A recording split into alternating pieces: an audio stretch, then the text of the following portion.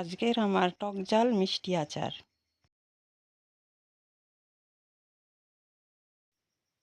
Hello বন্ধুরা, তোমরা সবাই কেমন আছো? আশা করি সবাই ভালো আছো। আমি কাবেরীস কর্নার থেকে বলছি, তোমাদের সবাইকে স্বাগত জানিয়ে, ভালোবাসা জানিয়ে আজকের ব্লগ ভিডিও। আজকের রেসিপি রান্না করব আমি আঙ্গুর আর বগরি দিয়ে চাটনি। তো সবার আগে আঙ্গুরগুলো আমি কিছু লবণ আর গরম জল দিয়ে ভালো করে ধুয়ে নেব। আঙ্গুরে অনেক রকম কেমিক্যাল দিয়ে রাখে, এর জন্য লবণ আর গরম জল দিয়ে ভালো করে ধুয়ে পরিষ্কার করে নিয়েছি। আর লবণ জলে গরম জল করে দিয়ে আমি আধা ঘন্টার মতো ডুবিয়ে রেখেছিলাম আঙ্গুরগুলো। এরপর ধুয়ে পরিষ্কার আঙ্গুরগুলো লবণ জল থেকে তুলে ভালো করে পরিষ্কার জল দিয়ে আবার 2-3 বার করে ধুয়ে নিয়েছি। আর এখন দেখো আমি পুরনে দেব চাটনির জন্য। এখানে নিয়েছি আমি এগুলো রাঁধুনি সব আর 2টা শুকনো লঙ্কা, 5 ফোড়ন। রাঁধুনি সবটা দিলে কি হয়, আর চাটনিতে একটা খুব সুন্দর গন্ধ বের হয়। এবার দিয়ে দেব আমি রাঁধুনি সব, 5 ফোড়ন।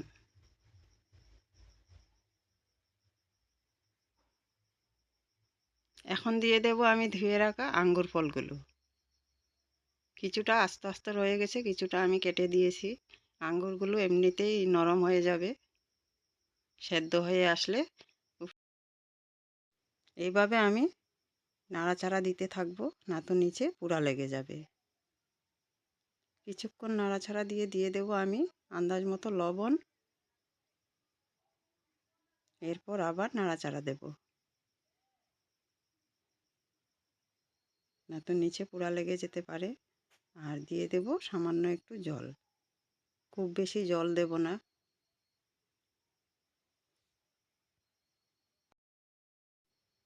আমি এখন পরিমাণ মতো অল্প করে জল দিয়েছি। এটা চাটনি হবে, এর জন্য বেশি জল খাটবে না, তার সাথে খেতে সুন্দর হবে না। এখন আমি কিছুক্ষণের জন্য ঢাকা দিয়ে রান্না করব। তো কিছুক্ষণ ঢাকা দিয়ে রাখার পর দেখো আঙ্গুরগুলোর কালার চেঞ্জ হয়ে গেছে আর সেদ্ধ হয়ে গেছে। এভাবে আমি জলটা একদম শুকিয়ে নেব। জলটা শুকিয়ে আসলে দিয়ে দেব আমি ধুয়ে রাখা বগরিগুলো।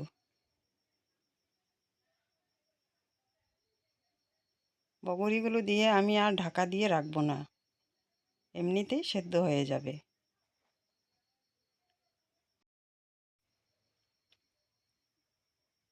এইভাবেই বগরিগুলো সেদ্ধ হয়ে আসছে। বগরিগুলো শুকনা না, কাঁচা, এর জন্য ফটাফট সেদ্ধ হয়ে যাচ্ছে।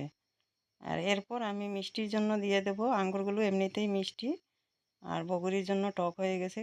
দিয়ে দেব আমি এখানে আন্দাজ মতো গুড়। তোমরা চাইলে চিনি দিয়েও চাটনিটা বানাতে পারো, তবে আমি গুড় দেব। আর গুড় দেওয়ার পর কিন্তু অনবরত নাড়তে থাকতে হবে, না তো নিচে লেগে যাবে। আর গুড়টা পোড়া লেগে গেলে চাটনিটা খেতে সুন্দর হবে না, দেখতেও সুন্দর হবে না। এখন আমি অনবরত নাড়তে থাকবো যতক্ষণ অবধি এই জলটা না শুকিয়ে আসছে, ততক্ষণ অবধি নাড়তে হবে।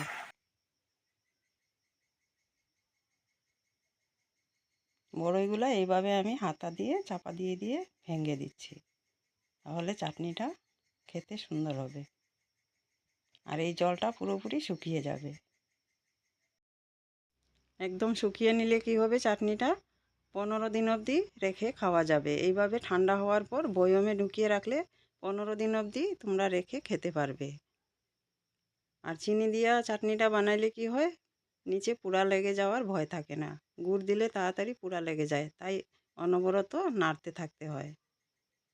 আর এই রকম চাটনি আঙ্গুর আর বগরির চাটনি দিয়ে লুচির সঙ্গে, পরোটার সঙ্গে খেতে খুব সুন্দর হয়। আর নিরামিষের দিনে ডাল ভাতের সাথেও খেতে পারো বা খিচুড়ির সাথেও খেতে পারো।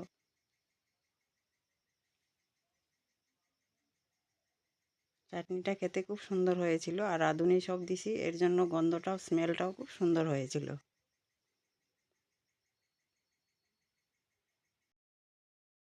এখন আমি চুলার থেকে নামিয়ে নেব চাটনিগুলো। আর এই চাটনি ঠান্ডা হওয়ার পর আমি বয়মে, কাচের বয়মে ঢুকিয়ে রাখবো।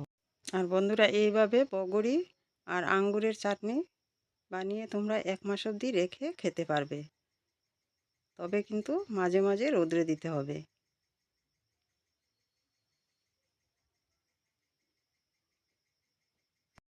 তো বন্ধুরা, আমাদের এখানে বগরি বলে, আর অনেকে কুল বলে। কুল আর আঙ্গুরের চাটনি যদি তোমরা এখনও বানিয়ে খাওনি, একবার বানিয়ে খেয়ে দেখো, খুব টেস্টি। আর কেমন হয়েছে তোমরা বলবে। আর যদি আমার ভিডিওগুলো তোমাদের ভালো লাগে, লাইক কমেন্ট করে শেয়ার করে দেবে। আর যদি কোনো নতুন বন্ধু হয়ে আছো, আমার চ্যানেলটা সাবস্ক্রাইব করে কমিউনিটিতে একটা লেটার দিয়ে দেবে, পাশে থাকা বেল আইকনটা ক্লিক করে দেবে, যাতে আমার নেক্সট ভিডিও তোমাদের কাছে সবার আগে পৌঁছে যায়। আর আমার দেশের বন্ধু, দেশের বাইরের বন্ধু সবাইকে আমার অনেক অনেক বুক ভরা ভালোবাসা। তো সবাই ভালো থাকবে, সুস্থ থাকবে, সাবধানে থাকবে। আজকের জন্য ভিডিওটা এখানেই শেষ করলাম। টাটা।